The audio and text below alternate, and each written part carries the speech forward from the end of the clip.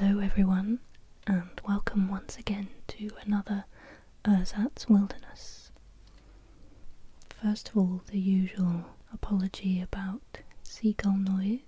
They're actually nesting at the moment, and the ones that are nesting on our roof have got a little baby seagull chick. So they're quite aggressive at the moment, and they do make a lot of noise. So if you hear tiny seagulls chirping away, I apologise. And second thing, I just wanted to do a bit of a shout out to another ASMR artist whose videos I recently discovered, and I think she's fantastic. It's ASMRvelous. I think her videos are so simple but so fantastic, and she has a very distinctive way of speaking, and it's really nice and relaxing and just really good. So check out her stuff because it's great. So this is going to be a bit more of an informal video. I am going to do some reading in it. I didn't really have anything planned, so I just had a look at my bookshelf and spotted this book, and I thought it would make a good basis for a little impromptu video. But this time it's not a work of fiction, it's kind of a strange book really. It's called Plato and a Platypus Walk into a Bar, Understanding Philosophy Through Jokes, by Thomas Cathcart and Daniel Klein.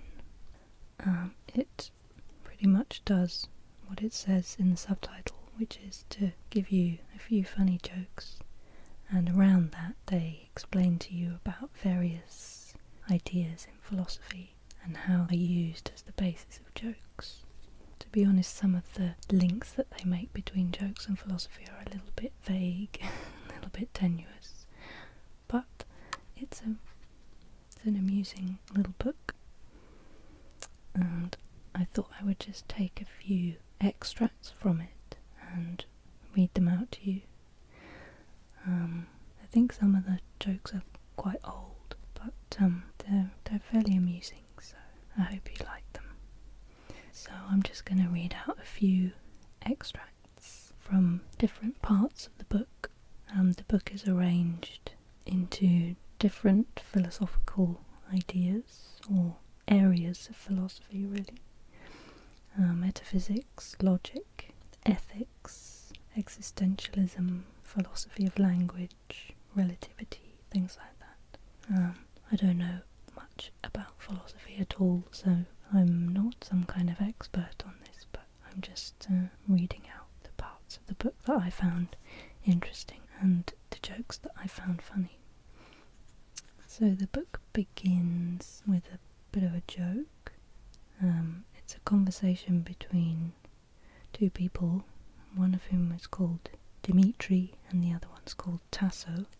And Dimitri says, "If Atlas holds up the world, what holds up Atlas?" Tasso says, "Atlas stands on the back of a turtle." Dimitri says, "But what does the turtle stand on?" "Another turtle." "And what does that turtle stand on?" "My dear Dimitri," said Tasso, "it's turtles all the way down." Fans of Terry Pratchett will undoubtedly recognise this joke.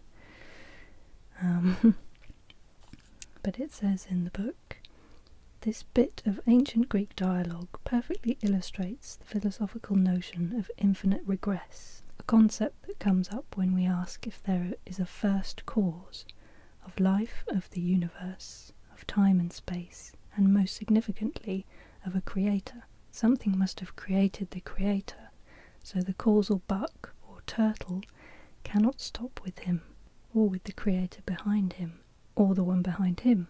It's creators all the way down, or up, if that seems like the right direction for chasing down creators." So you can get a feel for the kind of tone of the book. It's very tongue-in-cheek, and describing philosophical things in a kind of light-hearted way. And one of the first areas of philosophy that they deal with is rationalism, and they've got a bit of an explanation about this. It says, when the 17th century rationalist philosopher Gottfried Wilhelm Leibniz famously said, "This is the best of all possible worlds," he opened himself to unmerciful ridicule. It all began in the following century with Candide, Voltaire's very funny novel of a good-natured young man, Candide, and his philosophical mentor, Dr. Pangloss, Voltaire's rendition of Leibniz. In his journeys, young Candide encounters floggings, unjust executions, epidemics, and an earthquake patterned after the Lisbon earthquake of 1755, which had levelled the city. Nothing, however, can shake Dr. Pangloss's insistence that everything is for the best in this best of all possible worlds. When Candide sets out to save Jacques, a Dutch Anabaptist, from drowning, Pangloss stops him by proving that the Bay of Lisbon had been formed expressly for the Anabaptist to drown in. 2 centuries later, Leonard Bernstein's 1956 musical Candide added to the joke. The show's best-known song, The Best of All Possible Worlds, has Pangloss and the cast sing Richard Wilbur's lyrics, praising war as a blessing in disguise because it unites us all as victims. Funny stuff. But unfortunately, it all misconstrues Leibniz's thesis.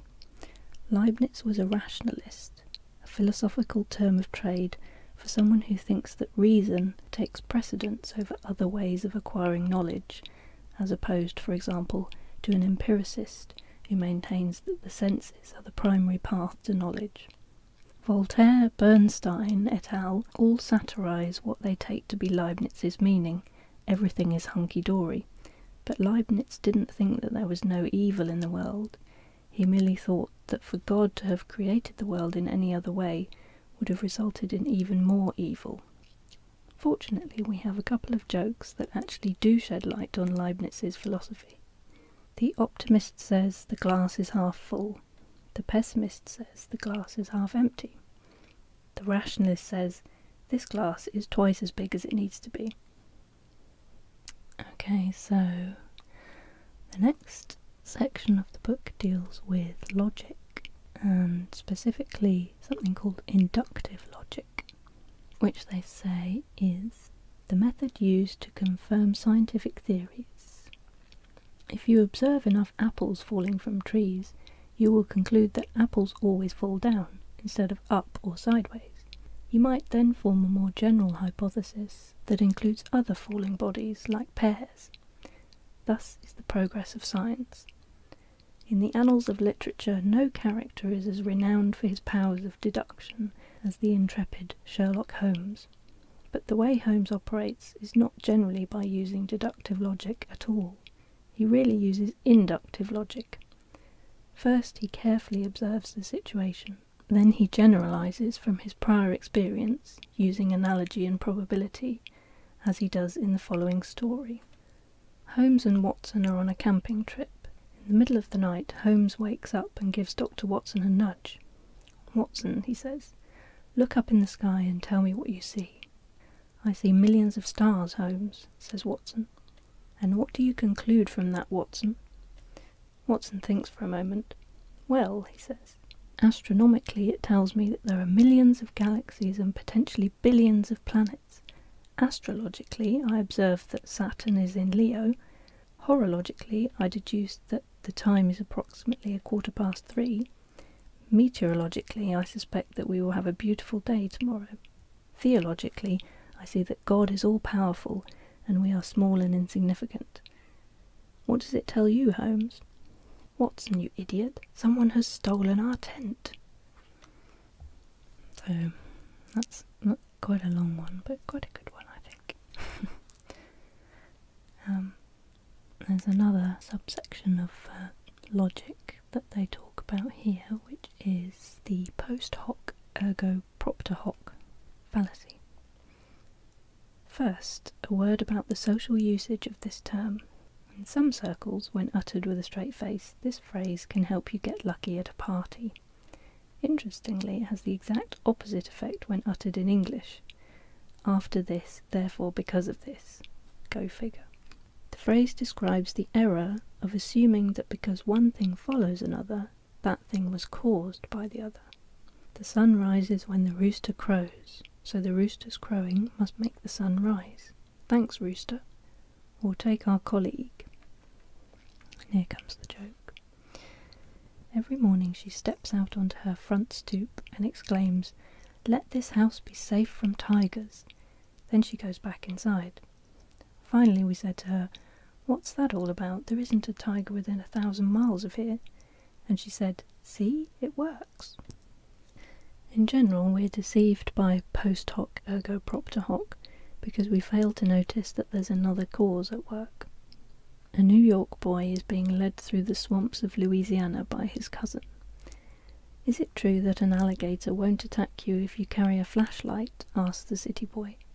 His cousin replies, "Depends on how fast you carry the flashlight." Okay, so the next section of the book is on ethics, and specifically there's a bit about Plato, which is quite interesting, and it has quite a funny joke after it, so I'm going to read that bit. It's all about Platonic virtue. In his magnum opus, The Republic, Plato wrote, "The state is the soul writ large." So to discuss the virtues of the individual, he wrote a dialogue about the virtues of the ideal state.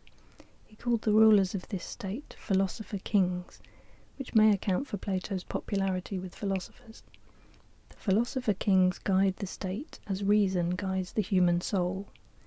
The prime virtue of both the philosopher kings and reason is wisdom, which Plato defined as understanding the idea of the good. However, one man's good is another man's goodies. At a meeting of the college faculty, an angel suddenly appears and tells the head of the philosophy department, "I will grant you whichever of 3 blessings you choose: wisdom, beauty, or $10 million. Immediately the professor chooses wisdom. There's a flash of lightning and the professor appears transformed, but he just sits there, staring down at the table. One of his colleagues whispers, "Say something." The professor says, "I should have taken the money." I'm not sure what Plato would have made of that joke. Okay, the next bit is on the philosophy of language, which is actually quite an interesting area in itself. And it says, Ludwig Wittgenstein and his followers at Oxford University in the mid-20th century claimed that the classical philosophical questions, free will, the existence of God, and so forth, were puzzling only because they were posed in confused and confusing language. Their job as philosophers was to untangle linguistic knots, reframe questions, and do the next best thing to resolving the puzzles, make them go away. For example, Descartes, back in the 17th century, had declared that people are composed of a mind and a body, with the mind being like a ghost in a machine. Philosophers then puzzled for centuries over what sort of thing this ghost is. Wittgenstein's Oxford disciple Gilbert Ryle said in effect, "Wrong question. It's not any sort of thing, because it isn't a thing at all." The young couple in the following story clearly needs to reframe their question. A young married couple moves into a new apartment and decides to repaper the dining room. They call on a neighbour who has a dining room the same size and ask, "How many rolls of wallpaper did you buy when you papered your dining room?" 7, he says. So the couple buys 7 rolls of expensive paper and they start papering. When they get to the end of the 4th roll, the dining room's finished. Annoyed, they go back to the neighbour and say, "We followed your advice, but we ended up with 3 extra rolls." "So that happened to you too," he says. Wittgenstein blamed all the errors of Western philosophy on what he termed being bewitched by language, by which he meant that words can trick us into miscategorizing things. We are hoodwinked by the grammatical form of the sentences in which philosophical questions are posed. For example, in his magnum opus, Being and Time, Heidegger discussed nothing as if it designated some weird thing. Here's a similar example of linguistic confusion. Freddie, I hope you live to be 100, plus about 3 months. Thank you, Alex, but why the 3 months? I wouldn't want you to die suddenly.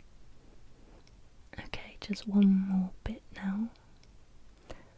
The last section of the book deals with relativity and relative truth, and it says, is truth relative or absolute? The ancient Taoist philosopher Chuang Tzu awoke from a dream in which he was a butterfly, or, he wondered, was he really a butterfly who was now dreaming he was Chuang Tzu? In the modern Western world, philosophers have been obsessed by the relativity of knowledge to the knower. Lots of jokes illustrate the relativity of the perception of time. The relativity between finite time and eternity has been a staple of philosophical thought, and so naturally a staple for jokesters. Okay, here's the last joke. A man is praying to God. Lord, he prays, I would like to ask you a question. The Lord responds, no problem, go ahead. Lord, is it true that 1,000,000 years to you is but a second? Yes, that is true. Well then, what is $1,000,000 to you? $1,000,000 to me is but a penny. Ah then, Lord, says the man, may I have a penny? Sure, says the Lord, just a second. I think that's quite a good one. So that gives you a little flavour of the book. It's quite a nice, light-hearted look at philosophy. It's got some quite good jokes in. So if you like that kind of thing, check it out. Plato and a platypus walk into a bar.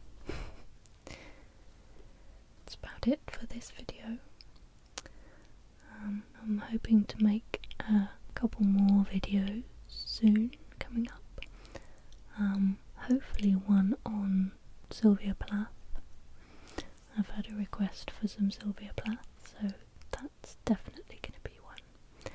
And I'm also hoping to do reading of a kid's book, probably something by Roald Dahl, but I'm not sure yet, so I will get onto that as soon as I have time.